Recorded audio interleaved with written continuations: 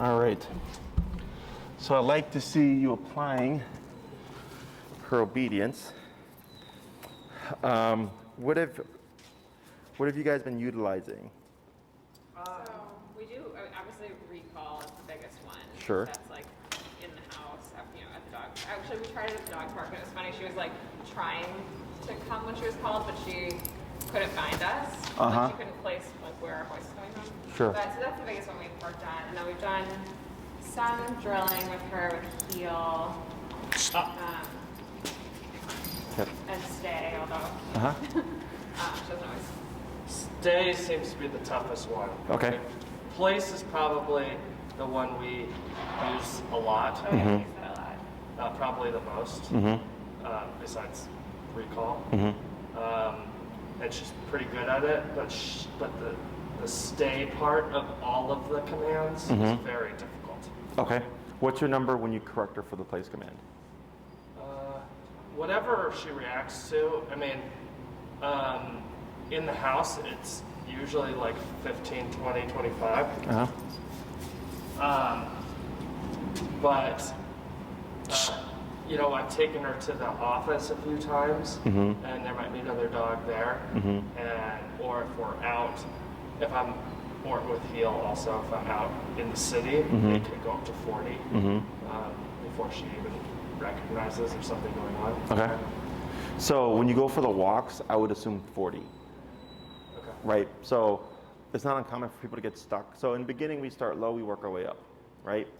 Yep. Yep.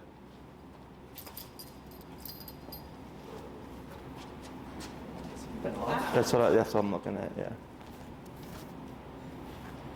There you go. It happens. So in the beginning, we start low, we work our way up. And then once we find, like you said, 40 is when she starts registering. Now, if 40 is when she starts registering, but she's not completely being mindful, then it's going to be higher than 40. Okay. Right? So then let's say you end up at 60, and you're like, hey, at 60, man, she's perfect. Then I just start the walks at 60. Okay. Does that make sense? Yeah. Because she's going to take, if you start at 15 and work your way to 60 every single time, she's going to take that gap of time before you hit 60. So I do feel like we were talking about this a minute ago. I do feel like she's testing us all the time. Sure. So, hey, Bree, what's Winnie's working number here? What? You guys usually have, when you hand this back to me, it's usually around 20 or 25. Gotcha. Okay. Overreact. Which is why we don't usually do it higher than like 20, 25, because she's like, she has like a big reaction to it. Sure. Yeah. So when we do, because the overreaction in the beginning, when we have a more sensitive dog, most people tend to lay off the pressure, and we'll keep the pressure on until they actually learn to settle. Because what happens is, technically and logically, yes, we would go lower, but then the dog learns to play that. Does that make sense? And we've had dogs where they'll sit there and they'll flop around and finally fine, and then they hold it, and then their stays are great because they're like, there's no escaping the pressure but to just do it. Yeah. So if you're struggling, especially with place command, because place command is the easiest one to do, higher number. Yeah. Okay, She's good at going there. It's the staying. It's just like 15 minutes later. It's the same with sit, it's the same with down. It's all the stay part of it. She's like good for I said 15, but I don't think it's quite 15. It'll be like 5 minutes. Yeah, it will depend. The place, it's like 5-10 minutes. The sit or stay feels like it's like a minute. Sure. So here, man. So I'm going to hold her for a second. I'm going to bump this up. I'm going to go to 36. So when it comes to anything with the dog making mistakes, especially with holding something, it's almost always going to be the number. Okay, especially if it's been, because she's had 15 days split over a number of weeks, right? Because when she's here, she does like 2 hours, and she's just there. Yeah. Okay, so our number can be lower because we treadmill them. Everybody handles them the same. It's very consistent. Yeah. We've worked her through the spazziness, right? Like in her first batch of videos, you saw she was like kind of jumpy. I think I remember her jumping on me or something like that. Yeah. And then I just worked her through the pressure, and I went as high as 60 or 70, I think, Yeah, in the you video. did. Yeah. So that's in her brain with me. Like Jesse will go to 60 or 70. So if he sends me to place, I don't want to break in place because he will go to 60 or 70. Does that make sense? Yeah. So it's not just the send, it's also the stay aspect, right? Yeah. And it's going to be the same factor of coming down to that number. Now, with higher power, the dog has to have an outlet. It's got to go somewhere, okay? And that's where we get the movement. So then that's where we use the leash to restrict range of motion and make her self-correct. So right now, every time she's gotten up, you've kind of pushed her back into position. And instead, I would want Winnie to self-correct as much as possible with as little help from me, more of this, Yeah. okay? So I'm gonna, I guess, so while you're explaining how to do that, one thing I want to understand then is she seems confused.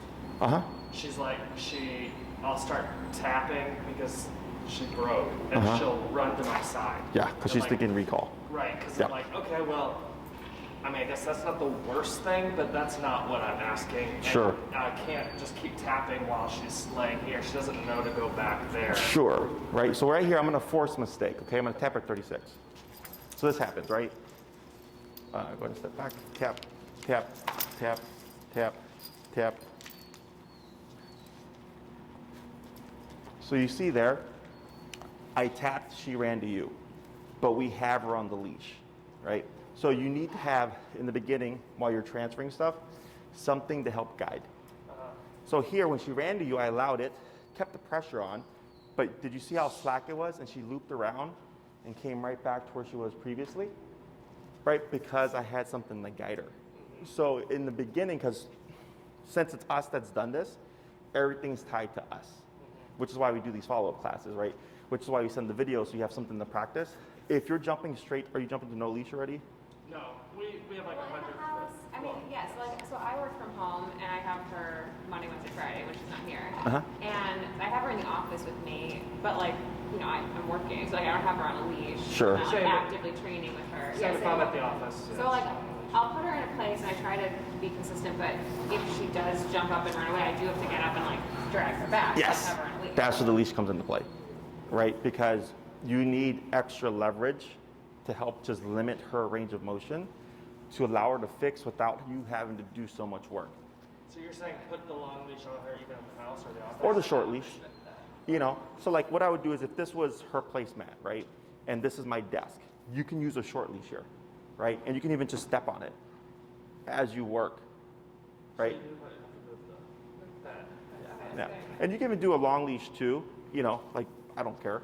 If your desk is like over here, and then you step on it here. I wouldn't step on it here, because she's gonna have 30 feet of slack to at least run out the threshold of the room or whatever, right? Yeah. Is I wanna limit it just enough. So if she gets up and I tap her, and maybe she runs to you, you keep the pressure and very subtle guidance until you see her self-correct. And then the moment she self-corrects, I'm back to here. Does that make sense?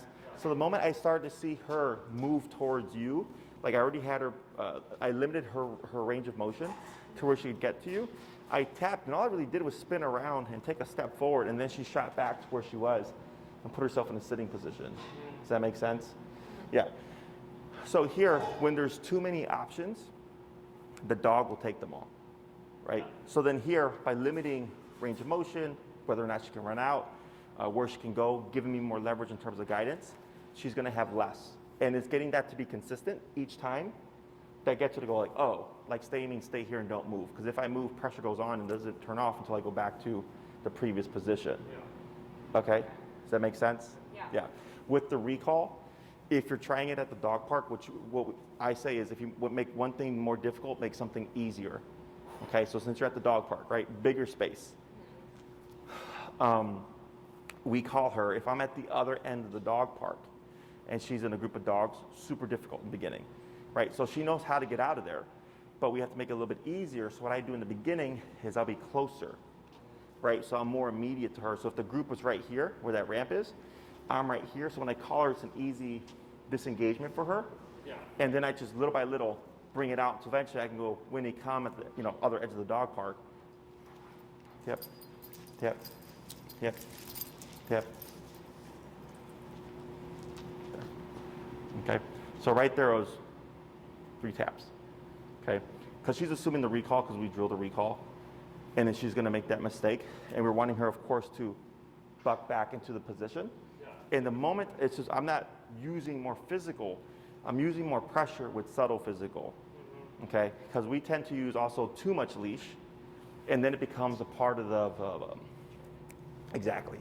Because she's like, oh, I always need to feel this pull in order to return, or I always need to like feel the upwards pressure in order to put my butt down, or the downwards pressure to lay down, right? Right. The other thing that we find that we are struggling with is that we'll say the recall command, and then she will like maybe start taking a couple steps and then get distracted, and we'll say it again.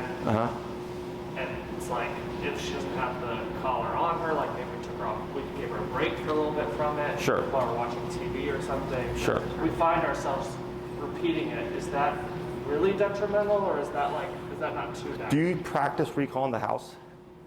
Yeah, we practice everywhere.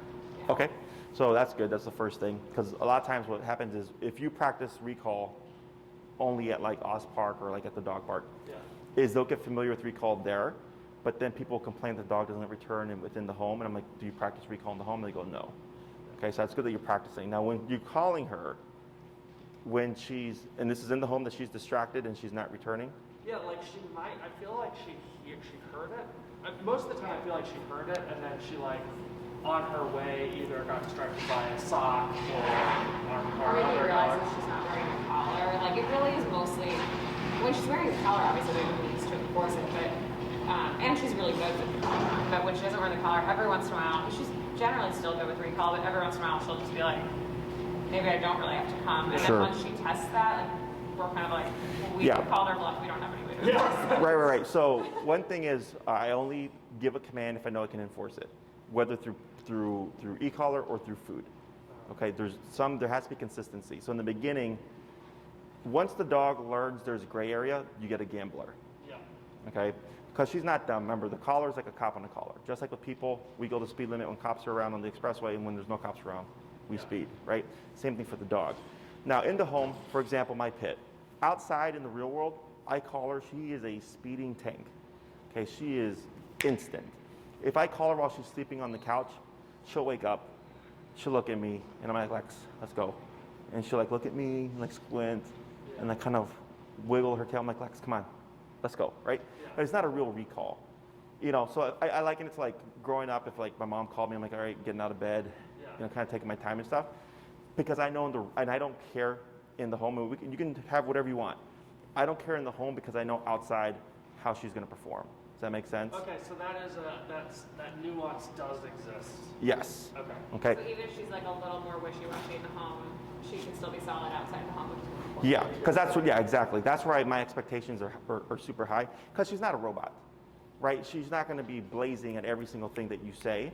Now, if you wanted that kind of dog, every time you give her a command, every time you call her, whether it's in the home, in the yard, at the park, at the dog park, Home Depot, PetSmart, whatever, it's this always, always, always. Because you're trying to create solid consistency where it's cemented in her brain, where it's like, come in the home, come at the park, come at Home Depot, whatever, it's return. It's come running to me, right? Well, I don't mind so much, because I have noticed we do the, come here, come on, let's go, come on.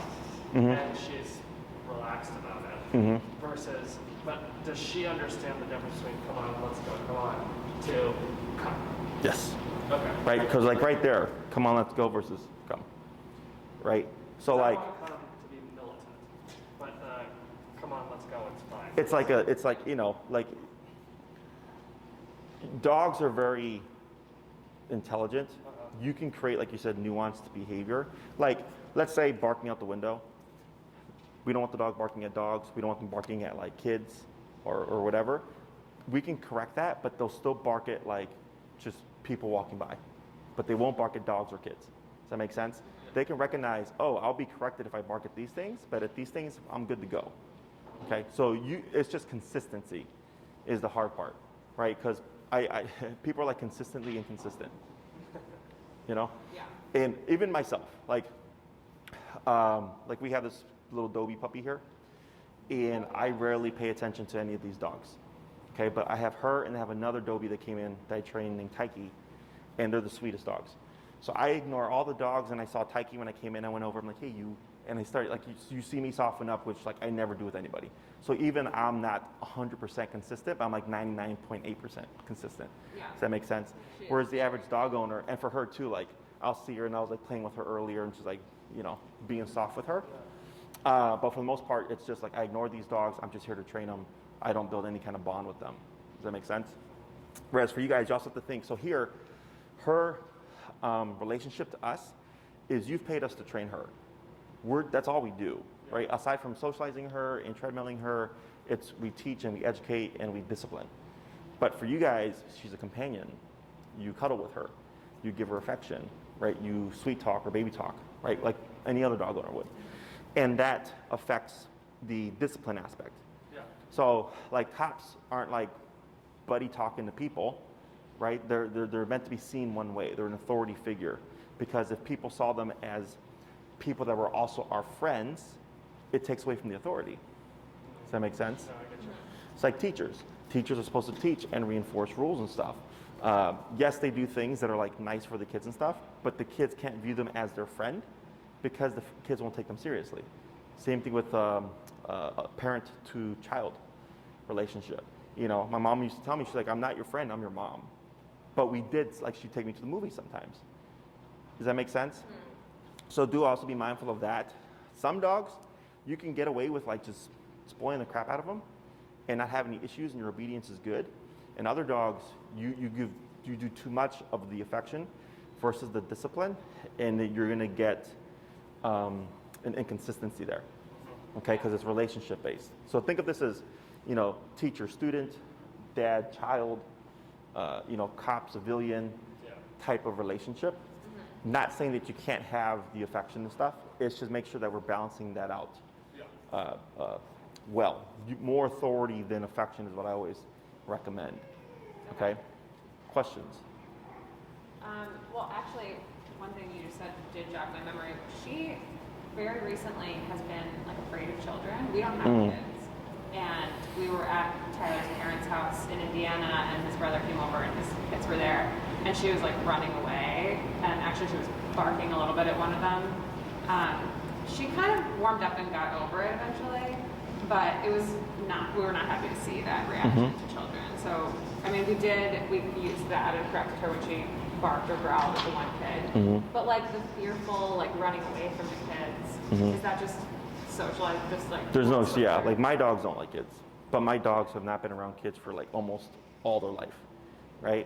So, but it wouldn't be a problem, like let's say you guys ended up, you know, in the future having a child and everything, that is not an issue because she would see that child grow up and eventually learn like this is a part of our pack now. Okay, it's super common. And don't be discouraged if she does not respond well in the beginning.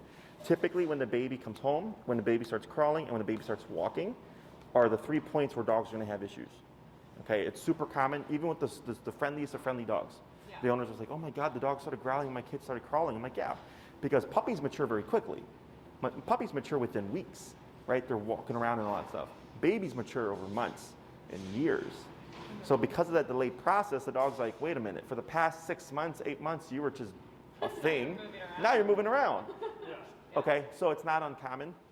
What I would suggest is more exposure. You know, walking here, you see a park with the kids at the playground, have her in the heel, just walking around. She doesn't have to say hi to anybody. That's exposure. Her seeing kids and going like, oh, okay, like they're running around and I'm here and nothing's happening. That's exposure, okay? We also want to look at how the child approaches her. If they come up with kid energy, like, oh my God, look at your dog, right? She's not gonna like that.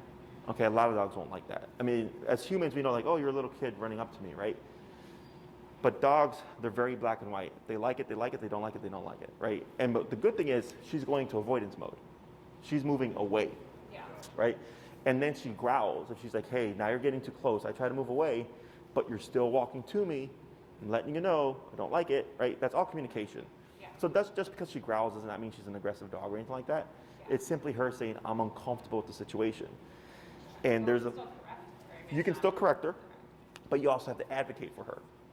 Okay? So if let's say I'm sitting here and I have Winnie at my feet and I'm down, and the kid starts running towards me, she starts to growl, I correct her for the growling and I tell the kid, hey, stop there. Okay? And then maybe it's like 8 feet. And I'm like, you can say hi from there, okay? Calmly. Because then people think that, oh my God, hi puppy. They think dogs like that. A lot of dogs don't like that. Yeah. So like, it's super common where people say like, my dog bit someone.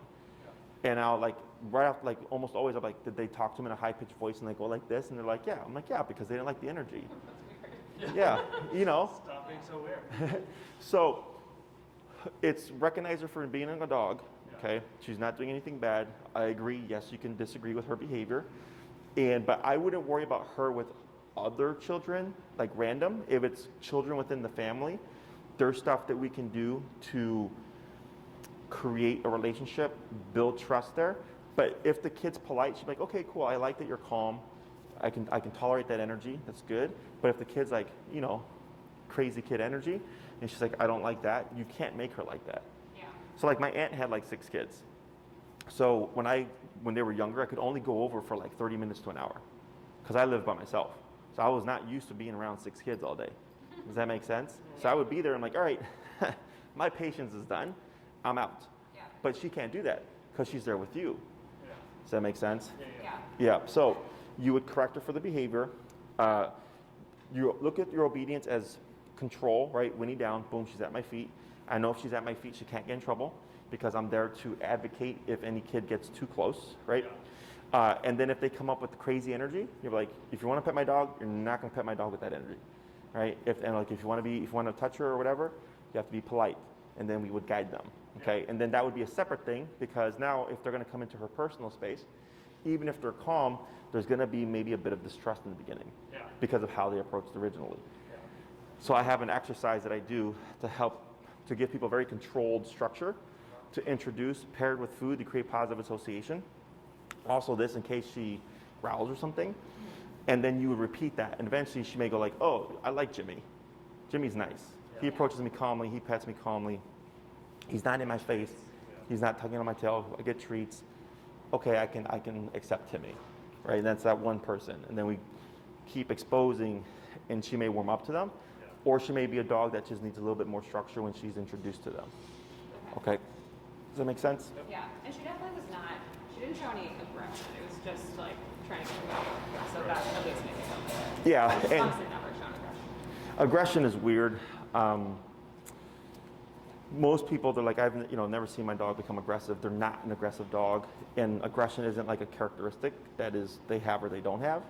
Anyone and everything is capable of becoming aggressive, right? Even humans, right? So like if someone threatened my life, yeah, I'm going to become aggressive to defend my life, right? But I'm not an aggressive person. Same thing for dogs. If they're put under too much pressure, you may see an aggressive response, not because they're aggressive, but because they felt they need the need to do so. Okay, so always try to understand it. Like I had a dog come in yesterday who can't even bear looking at me, who just wanted to attack me the entire time. Okay, and I have his videos being uploaded right now. His name's Doug. So you see him, you're like, holy crap, right? He has some issues. Okay, so when it's dogs are 99% of the time with reason. It's just people don't understand the reason because we're thinking dogs are supposed to love everyone and everything, right? And if they don't, then there's something wrong, and that's just not how it works. Okay, so here we've been talking about 10 minutes, and she's held that stay. Yes, pretty good. Right? So power and clear direction. Okay, so using this and the leash to limit range of motion to make it mean something. Okay, 'cause that's what we're lacking here, is that she's learned to play some things. Like she's like, oh, I don't have a leash on, so I can book it. And then you have to do a lot more work, or maybe you're like on a call, maybe you're answering an email, like crap, I better finish this email first. Before I get Winnie, right? She learns those little gray areas, and then she starts to play on them. Does that make sense? Yeah. Okay. Other questions? No, I think I think we talked a little bit on the way here. I think we'd like to see how you do all the things to see if there's anything that we're doing differently. Sure. So the commands you said you use the most are the recall, the place command, and what was the other one? We just sit, stay, down. We kind of use them all. Like, what are the other ones? What are the We other use them all. So there's 6, right? Sit, stay, down, come, place, heal. Oh, right. Yeah, Yeah, heal we do. We do heal less. Okay, I heals. can heal a lot because when I take her to the office, she's Yeah, okay. heal. I really like it. Okay. So heal is like heal and recall are 2 most important commands. Okay, heal is the walk with me, no pulling, also, especially when there's a lot of icy ground. Right. But also it's the like when you want to expose her to children and stuff, like at the park, you would have her in heal. Yeah. Okay, so she's under control, but she's able to take in the environment.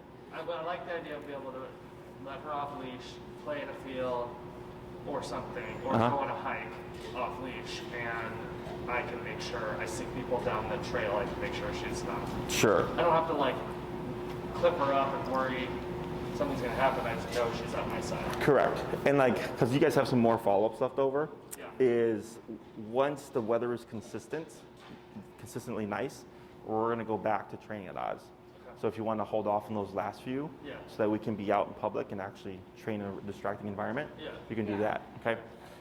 So with the place, the sit, and the down, I think those are easier to correct than you think. I think it's just we've been operating a little too low, and we've moved from the leash too soon. Okay. Okay, so we'll revisit that because you saw here how, and I bumped it to 36, right, from the 24 I think you had it at earlier. So I went about 10 levels higher, 10, 12 levels higher. And then everything else is same concept. With the heel, you said you don't use it as much, or she does not heal well with you. I just don't use it as much. I did, I do use it, but just not like that often. It's not one of the top ones. We need to walk her. Yeah, we need to do more walking. I mean, it's been really cold and she's been going to doggy daycare, so we got a little lazy. Sure. But I did walk her this week, and we live right by Belmont, and so part of the walk included Belmont, and she was like very afraid of the car noises and kind of like distracted. I mean, she still did a pretty good job, but it just told me like, okay, I need to practice this more with her on a busy street or wherever. Yes, that is correct. So more exposure there too, right? Yeah. Because it's the loud energy that she's not liking from the vehicles and stuff. Right. So I would, knowing that, walk straight to Belmont. And then usually the hardest thing for dogs is walking into traffic. So if the cars are coming this way, you'd want to walk this way. Yeah. Okay. So that, because when she sees this oncoming, that tends to make it harder paired with the noises and stuff. Yeah. And I would give it maybe a week, and you should see her consistently. If you walk her every day on Belmont, even 20 minutes 3 times a day, she starts to settle more. Okay? Because the heel keeps her locked in while she's dealing with the stress, and then she realizes like, oh, like it's just noises. Yeah. You're Yeah. desensitizing her, but she needs some kind of reference point. Well, this actually brings up one question before we get back into things, but she has a really tough time understanding that she can potty anywhere. Oh, break. She's really struggling with that. Sure. Like she thinks like our backyard, obviously. Yes. But like, yeah, when we go to like Indiana or whatever, we'll walk her like around the block twice. She doesn't understand she can go to the bathroom in the grass. Yeah, it's very complicated for her. We're down. If I take her to the office, it's concrete jungle too. So like, there's not grass. So now she's like, well, where do you want? Where do you go? What do I do here? Struggling. So Is that just time? what's the largest percentage, what area has the largest percentage of times that she's gone potty? The yard? You're right. Okay, so that's the problem. The free go to the bathroom. Because we have another dog. To the bathroom. We have a dog here named Harley. He's a Great Dane, and he will not potty anywhere but in the pen.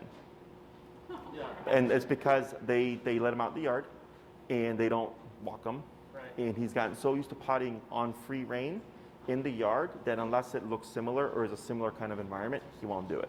Yeah. Right? So what you want to do here is, one, when you take her out for walks, like let's say you do a long hour walk, halfway through, release her, grassy patch area, and when she goes, feed her. Okay, you want to start rewarding her for pottying outside of the yard. Okay? Yeah, I thought about that too. Every time she goes back to outside the yard, give her. Yes. Okay. Anytime Winnie does something that you want to see her do again, you want to feed that. Okay? So this is great for stopping things. Don't do that, right? Food is great for things you do want to see again. Like, yes, potty here, potty on this lamp pole outside my office. Yes, do that again, right? And I would suggest really high value stuff.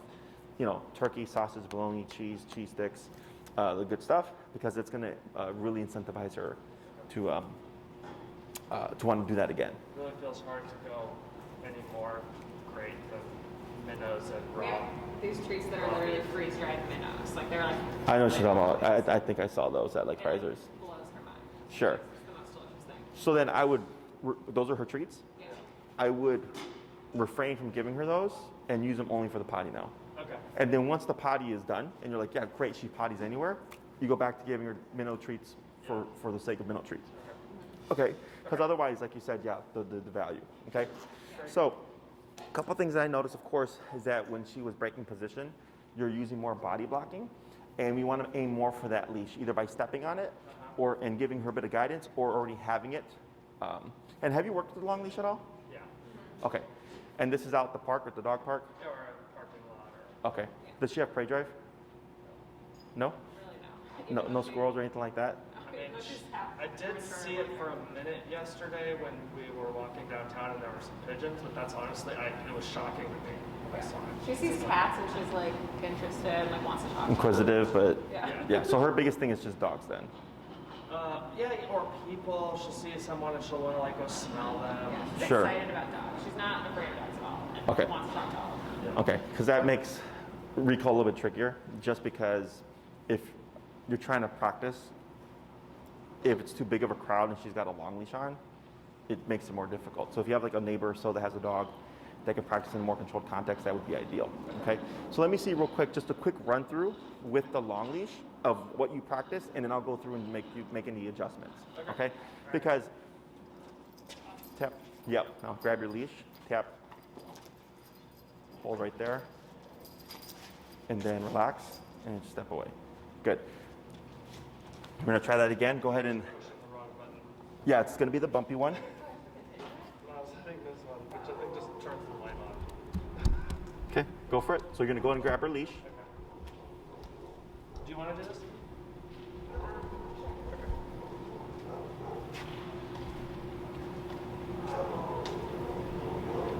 Okay. What are we doing? Recall? Just practice. Just show me what you do real quick, Okay. so I can make any changes. Like earlier when he utilized the stay, I like that he utilized it. But then on the corrections, I saw that was being done incorrectly, right? So I want to watch what you do and how you do it, so then I can help make any adjustments for you, so that we're not creating bad behaviors. Okay. Okay. I guess I'll start with recall then. Sure. Okay, so here, hold. So do you do recalls from stay? Yes. Okay, so that's also a problem. So go right Right off the bat. right off the bat. So I recommend not doing recall from stay, which can be part into that problem that we're experiencing. Because what happens is, one, recall from stay isn't realistic. She's not going to be waiting for you patiently. She's going to be playing with dogs, Yeah. right? So like if you went to the dog, like Horner Park, you guys know Horner Park? Yep. You know how there's a huge dog park? Can't wait for it to reopen. You can have her on the outside, kind of running along the fence, like trying to engage the dogs and doing a recall there, Oh, okay. right? Because you can't do it at Wiggly Field because there's no space, right? Yeah. And then if you go anywhere else, you're going to already be within the park itself. That's realistic Yeah. because she's engaged with something, right? So here, what she's learning is, oh, sometimes you call me from stay. So if you're trying to correct the stay, guess what's going to happen? Yeah. She's going to come to you, which is what we saw earlier. Right. Right? So if a dog knows stay and only stay and nothing else from that, if she gets up and I tap her, she would go back into this. But if she's been conditioned of you might call me and stay, that's where we see this. Does that make sense? Yeah, yeah. So I always recommend, I don't recommend that people do recall from stay because it creates, one, that problem. Two, they may assume. And she goes, oh, now you're 20 feet away from me and that's when you call me. She starts to preemptively run to you. Yeah. Have you seen that? Yeah, I remember that. Yeah, And yeah. I remember seeing that in one of your videos now that you say that, yeah. Yep. So it happens.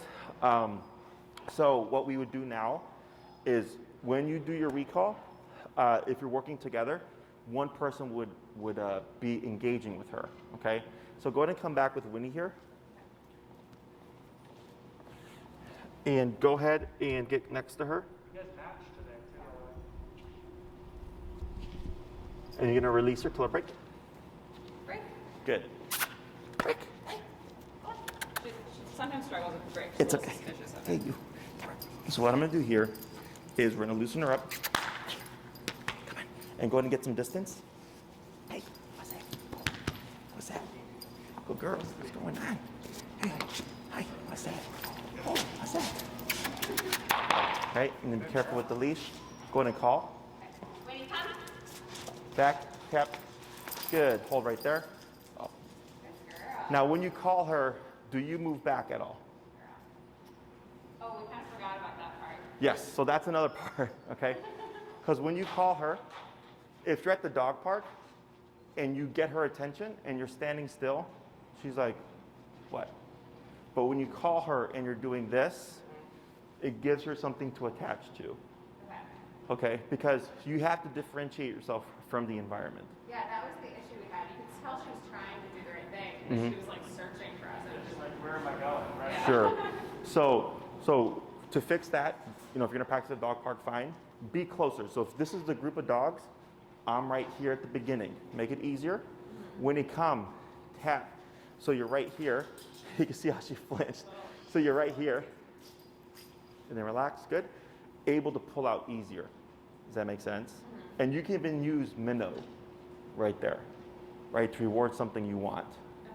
Now, if you see she learns, oh, you got treats on you, then do it like once at the dog park. Otherwise, she's gonna glue to you expecting more minnows.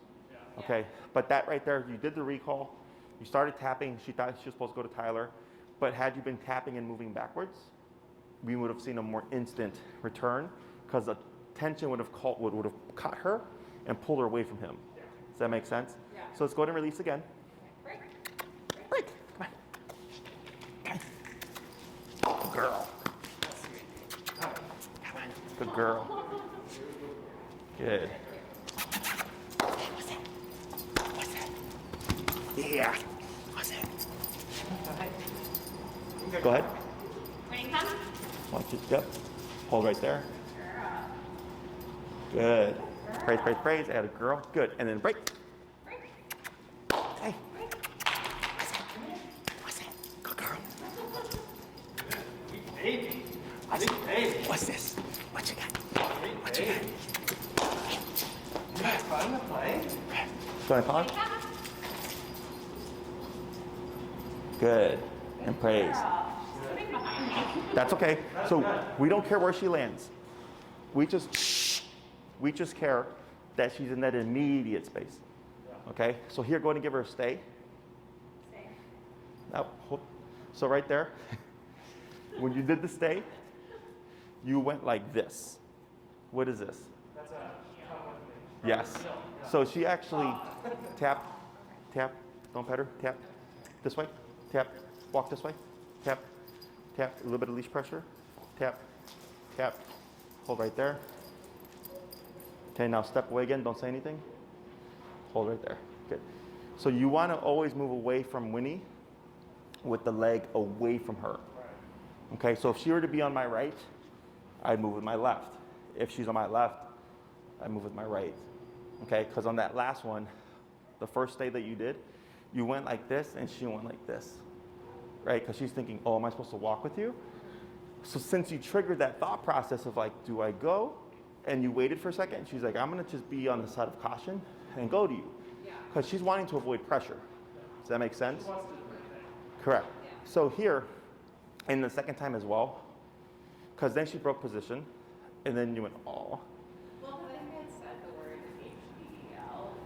Oh, gotcha. I think it may have confused her. I don't know if she heard that, but Sure. that's what I thought she was doing. So when instinctively we go into correction, right? Because then she ran to you, and then you started petting her. So now we're creating more confusion, right? Because she made a decision, it was breaking position, regardless if it was a mistake or not. She came to you, and then you started petting her, and then what did she think? That she did a good thing. Exactly, because remember, petting is a reinforcer. And then I was like, tap, tap, tap, and then, oh, and then we started correcting. So then it's delayed. So there's misinformation, right? So on the recall, no recalls from stays, okay? Always Winnie being loose. Use your environment, use each other. If she has like a tug she likes to play with or something like that, use that. You know, anything that's going to keep her engaged, and then the other person can call her away from them. So it's great when I work with couples because one can be the distraction while the other one's actively practicing. Okay. And I feel like that'll also help with her figuring out to come to the person whose voice she hears. Because if she's playing with one person and then has to go to the other person, that like, I don't know, I just think that might help her to figure that problem out. Yes. Okay. So here, no recalls from stays. When we do the recall, remembering to always back away to give Winnie the guidance of like, hey, I'm the person you should come to. When we do the stays, making sure to step away with the leg away from Winnie so that she doesn't think heel. Okay? And other thing I would recommend is not releasing from a distance. So right now you release her from like 20 feet away. The reason why I don't recommend that is similar to the recall from a distance on the stay command. Right? So typically when I have a dog stay, I have them stay until I return, and then it's break at their side. So then we don't create mistakes, right? Because then she's making the mistake of like, oh, sometimes you release me from 20, 30 feet away. So basically, if you get far enough away, You're gonna let me go free, right? So you see, it's very similar to the recall from stay. The break from stay at a distance creates mistakes, okay? So here, I keep it very strict because dogs can't differentiate like certain subtleties like that. Does that make sense? yeah. Otherwise, if you're doing recalls from stays, we're going to create the problem of course, prematurely breaking, which is okay if people want to do that, but then we have to correct it. So it creates more work for the owner. Does that make sense? Yeah. So it's easiest to just avoid it because one, it's not realistic, but also we avoid creating problems like prematurely breaking from the position. Does that make sense? Yeah. All right, so we'll try that again. Let's do a recall. When you come. Good, appraise. Now here, go ahead and just take 2 steps to your right. 2 big steps. Right, another one. Okay, so that is the implied stay on the body, right? So remember, when we call Winnie, her job is to stick to you. She shouldn't leave until she hears the release command. So right there, if I move, she should just glue to me, Yeah. right? So doing steps like this or even steps backwards, steps that she doesn't know how to heel with. Okay, because if you walk forward like that, my assumption would be she's going to default into a heel. Does that make sense? That is her instinct to just do. Correct. Because it's been drilled so much. So here, when we do the side step exercise, always in directions that she doesn't know how to heel with. So like awkward directions like this, or even going to the left, backwards, or even angled is fine. So like right there, she's just like this. And it's funny, like she doesn't have to do it that way. She could literally just turn and face you. But if she does that, that's perfectly fine. It doesn't need to look that way, just so that you know. Okay, so we're gonna try to stay again. Stay. And then right leg. Good. And just circle around. And here we didn't get the flinch like we saw earlier.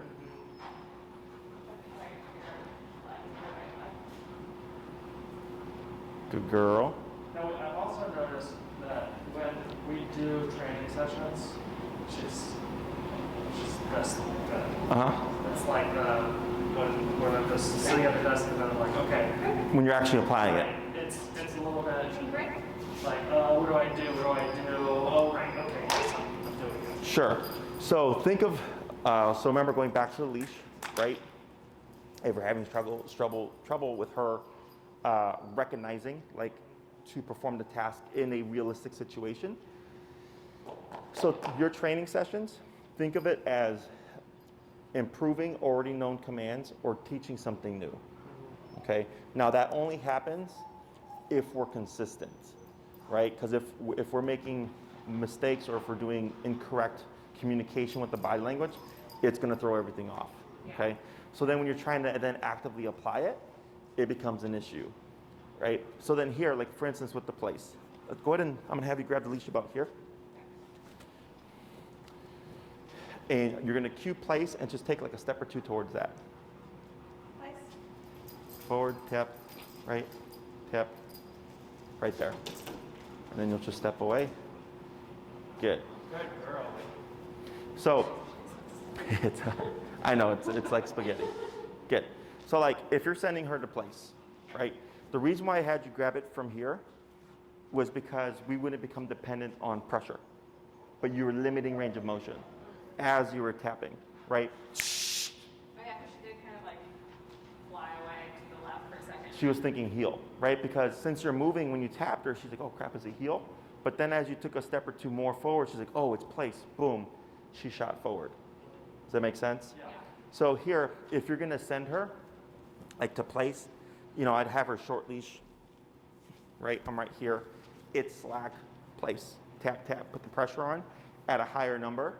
I would use like 36 since that's doing really well today. In the home. So once you place her, and it's like, oh, Winnie hasn't tried to move for 30 minutes. So I guess the problem was just that we were too low by 10, 12 levels. Does that make sense? And then because of more pressure, she's not gonna wanna make mistakes, okay? But it has to be done correctly, right? Because if we're giving the wrong information, the wrong body language, plus more pressure, we're gonna get confusion. Okay. Does that make What sense? about, like, so let's say she's in the office with me, I'm working, she's been in a place for 15 minutes, and I want to like, reward her for that, so I go over and give her a treat. Sure. Does that, like, disrupt her or Nope. confuse her? So like she might think, oh, is my job done? Which if she tries to get off, what do? Tap, right? But I would do that, like let's say her leash is here, I bring the minnow, good girl Winnie, I feed her, good girl, good girl. You put a lot of energy. I go to step back, my foot's on the leash, she pops up, tap, tap, tap, she runs back, I step away, right? Because I want to be a step ahead. Yeah. So if I'm giving her her best treat and I'm giving her a lot of energy to distract her, and she thinks, my job done? And it's pressure, pressure, pressure, she goes, oh, I guess not, right? So you're kind of forcing a potential mistake. So always plan ahead. And eventually, you do that for like a week, 20 times, and then you notice like, hey, every time I treat her, give her all this affection, when I step away, she doesn't budge anymore. Then you can assume you don't need to step in the leash. Does that make sense? Okay, yeah. Yeah, so I'm not opposed to food. If you want to use treats, what you would do is we don't use them to lure. We just use them for payment. So if I'm at the dog park, when you come, good girl, she runs to me, I would feed that. But I'm not like, Winnie, right? I'm not like this, look what I got. I'm trying to bribe her. Right, it's she returns, good job, feed. Right, she holds a stay, you walk, you throw away some garbage, you come back, feed, okay? You go into a heel, she sits automatically at the light and holds it for 5 minutes, feed, okay? So you simply use it as a payment process, not as a means of like, hey, do it for this. And you can even be selective. You can feed when she does a really good job, and then don't feed and only use pressure when she makes mistakes. So she starts to differentiate like, oh, I really want to do this on my own, because when I do, I get something for it. But if I don't get anything but pressure, okay? Does that make sense? So like that Dobie puppy, she's a board and train, and we're using food for her training because she's so young. She's 4.5 months now, and she's on prong and e-collar. But we didn't use the food to lure. We just used it as a payment. So she's working for all her meals. Okay, so it's a great incentive, but she's not going to become dependent on it. Okay, and then we're becoming more selective and only feeding when she performs really well now. Okay, so you can start that with Winnie if you'd like. Other questions? I do actually have a question for you about social pressure. I don't know if time. Go ahead. I'll watch as you ask your question. Okay, so just like run her through some obedience. Okay. All right, Winnie, break. Just about like if we weren't thinking about what we should do next, like should we bring her to daycare or whatever, do you guys like reinforce the training? Yeah. So since we would still wear her e-collar every day. Yeah, she would still do duration work. She'd do tread. So the dogs that train with us get more in their day because there's more stuff that they can do, right, with like obedience and stuff. Yeah. When they do thresholds, they do the stay, the heel, everything's being reinforced as it falls in through the day. Now, if you're like, let's say there's something that you wanted to work on specifically, or maybe you wanted a new command taught to her, right? You can either do daycare and train and board and train come with follow-up lessons, And then there's just training sessions where we work on the dog to improve on things, but it doesn't come up with any follow-up. But it's cheaper. Does that make sense? Okay. So yeah, so just think about like if you ever want to if you're like, yeah, we want her to learn this, but we also want to have follow-up with it, then that's more of a daycare and train type of thing, or like an in-person lesson. Yeah. If it's just like her heel's gotten kind of sloppy, could you tighten it up? Since you already know how to reinforce the heel, we can simply just do the behavior and then just tell you like, oh, we found that her number was 45 and she was perfect. Does that make sense? Yeah. Yeah. Okay. Oh. I know you know that I'm gonna tell you to do something. Don't worry. Yeah. So like here she goes there, right? And you want to remove her. I wouldn't tell her break. I just grab the leash and just pull her off and then keep engaging with her. Okay, because she's gonna think that she was supposed to place because you released her. Right? When really she assumed. I do find myself telling her to break when she's like gotten confused and is like unnecessarily sitting for a long time. Like, you can get up, you know, but that is probably the reasons I tell her to sit. Correct. Yeah, so I don't release. I'll just like grab and like give a little bit of pressure on the collar or like engage with them. And then eventually they'll learn the difference between the two. It's just recognizing ourselves, because sometimes people will forget, you know, that they either place their dog if their dog's not supposed to be on place, you know, and then they get the one or two confused. Yeah. Did you have another question?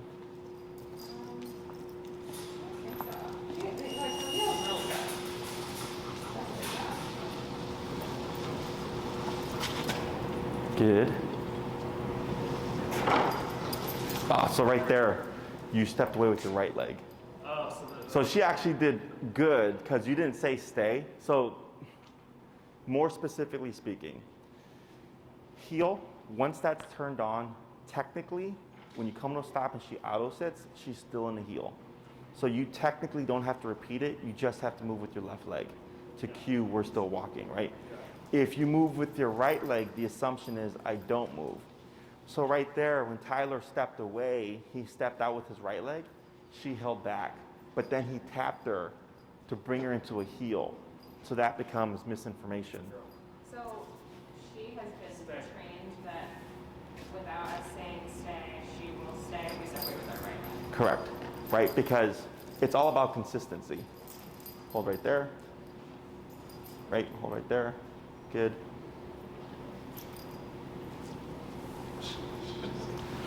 So, like I won't move. yeah, but do you see where the confusion is coming from? No, I do. And I even did it just a minute ago when I said stay, and then I stepped away, and she was good but I just had to say stay. But I stepped with Your left leg. with the left leg, so she should have healed. She should have technically. She probably wanted to, but I just said stay. Correct, right? So like let's say if you would have waited longer, maybe she would have broke because she's sitting there processing like, do I go or not? Right, but definitely right there, that was really good. And I was gonna say, wow, because I thought you wanted her to be in the stay when you stepped out with the right leg and she didn't budge without any cue. And then I saw the tap, I was like, no. I was like, oh. Okay, break. So on your training sessions, Break, wait. I would really focus on our body language.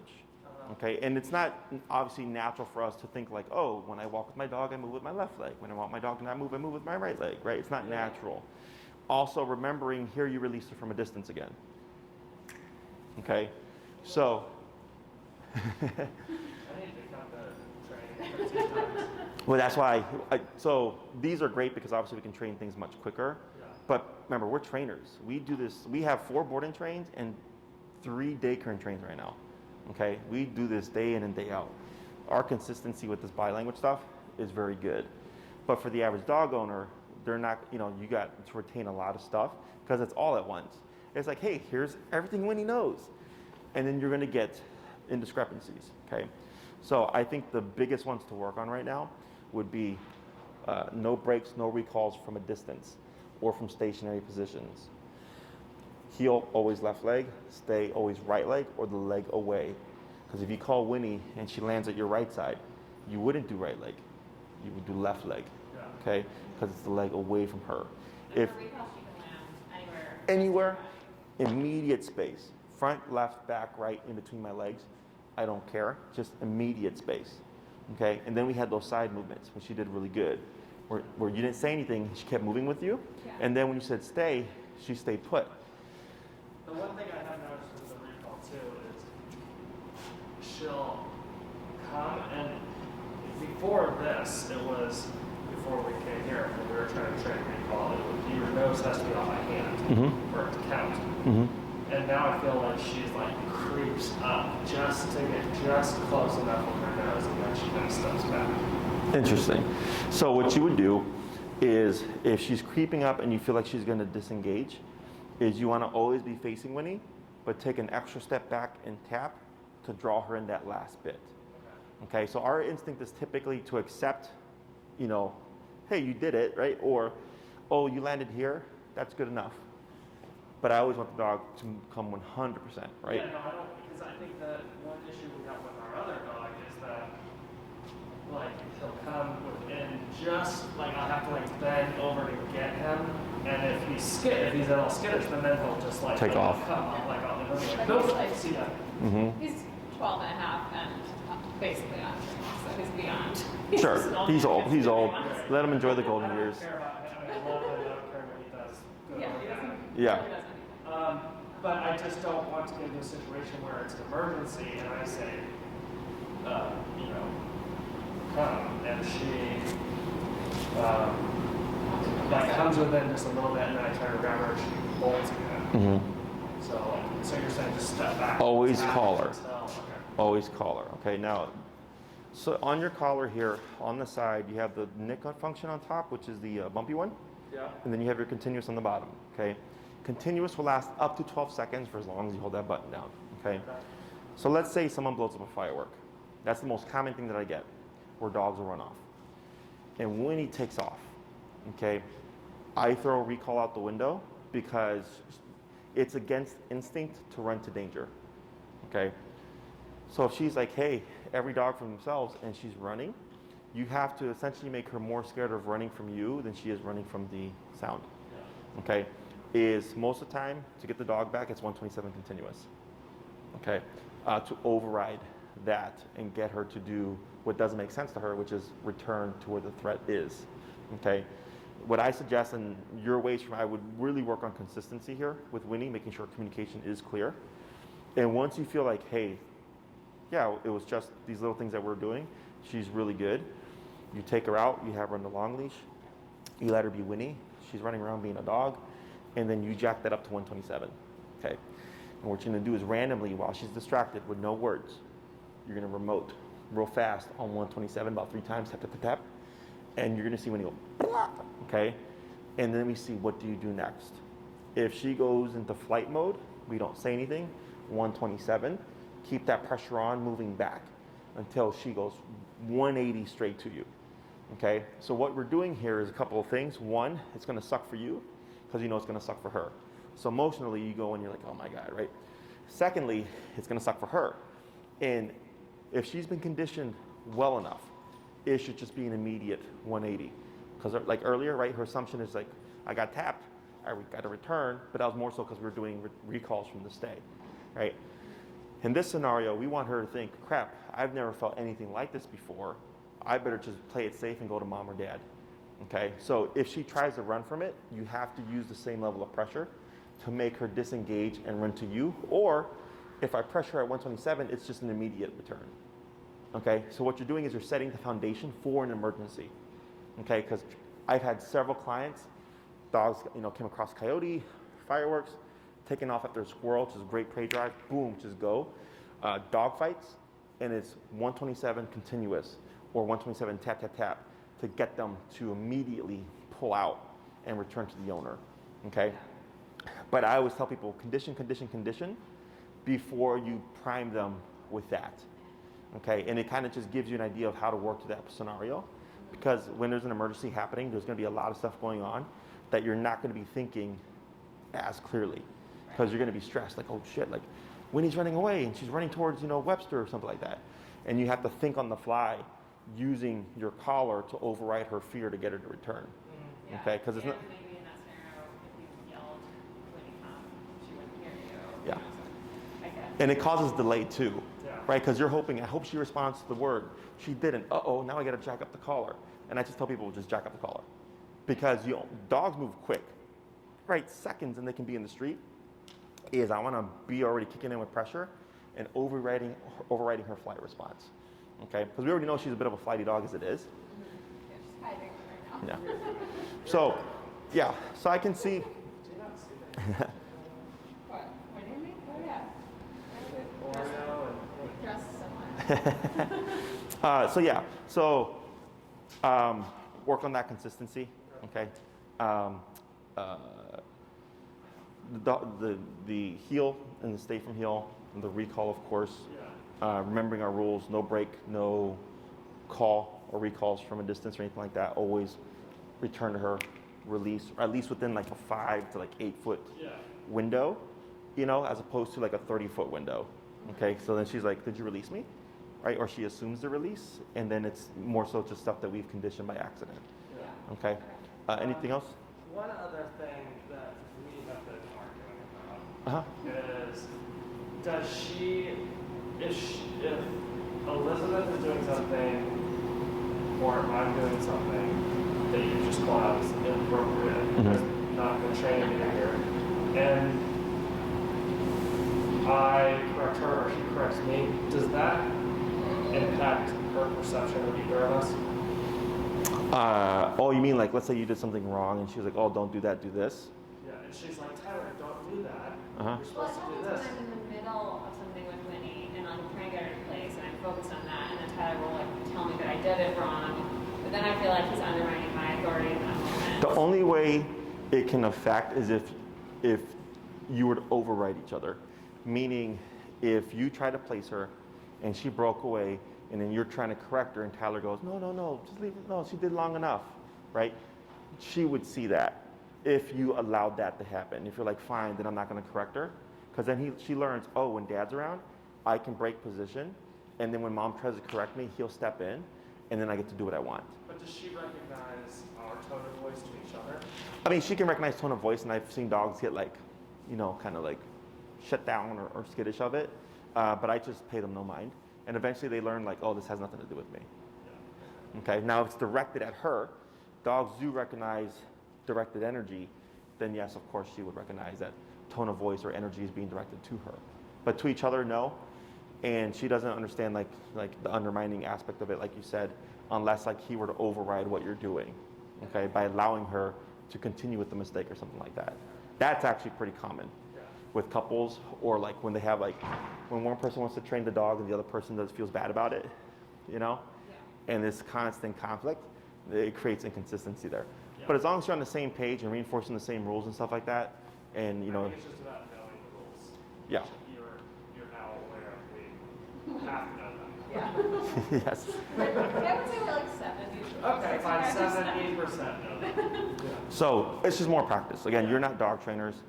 You have those videos as a reference point, right? So it's just like, hey, because as soon as you started correcting things, all of a sudden, Winnie was getting much, much better, right? Do you think you could do like a 5 to 10 minute video of us for us of all 6 commands and how to do them correctly? Just like Like boom, boom, boom. Yeah. And within 5 to 10 minutes, so that it's something that Short and we can concise. refer to regularly and not have to like watch a 30-minute video. Yeah.